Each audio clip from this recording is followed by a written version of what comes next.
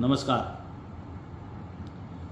માન્ય મુખ્યમંત્રીશ્રીને પત્ર લખ્યો છે, ટ્વીટ કરીને જાણ કરી છે કે જે રીતે અત્યારે સ્માર્ટ મીટર લગાવવાથી આખા ગુજરાતની અંદર લોકોના મનમાં એક અસમંજસ છે, એક બુમરાહો ચાલી રહ્યો છે કે સ્માર્ટ મીટરની અંદર બિલો વધારે આવી રહ્યા છે. આ પ્રકારની ખોટી વાતો જે થઈ રહી છે એને અનુલક્ષીને મેં સમય મર્યાદા વધારવા માટે અને એક બે સૂચનો સાથેનો મેં પત્ર લખ્યો છે. પત્રની અંદર મેં સ્પષ્ટપણે કીધું છે કે જે રીતે મીટર આપણે 3 દિવસ બંને મીટર રવા દઈએ છીએ એની જગ્યાએ આપણે 60 દિવસ માટે રવા દઈએ, એટલે કે 2 મહિના માટે, જેથી કરીને લોકોના મનમાં જે શંકા છે એ શંકાનો તમામ પ્રકારે નિરાકરણ આવે.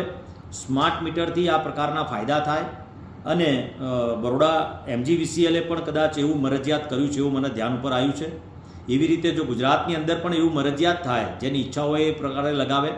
સાથે જો 60 દિવસની અંદર આ રીતે બંને મીટર લગાવવામાં આવશે, બંને મીટરનો કોઈ તફાવત નથી, સમજવામાં આવશે તો લોકો સ્વેચ્છાએ લગાવશે, કારણ કે લોકોને પણ ધક્કા ખાવા ના પડે.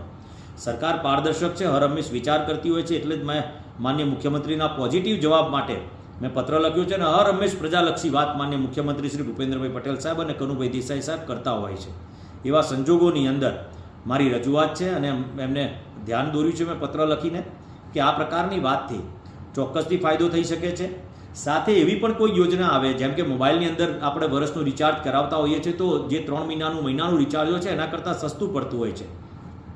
એવી જ રીતે AMC દ્વારા પણ ટેક્સમાં પણ રાહત મળતી હોય 10-20%, 25% સુધીની. એવી રીતે આપણે જો GEBની અંદર પણ જે રીતે આપણે સ્માર્ટ મીટર જે જિલ્લાઓમાં ગુજરાતની અંદર લગાવવામાં આવી રહ્યા છે એની અંદર એડવાન્સ પેમેન્ટની અંદર પર્સન્ટેજમાં ડિસ્કાઉન્ટ આપવામાં આવે તો હું ચોક્કસથી માનું છું કે સ્માર્ટ મીટર લોકો સ્વેચ્છાએ સામે ચાલીને લગાવવા માટે તૈયાર થશે.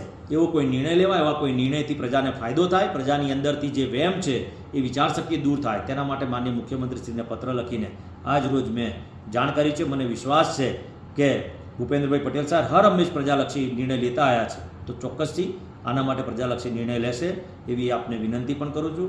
અસ્તુ. ભારત માતા કી જય. જય જય ગરવી ગુજરાત.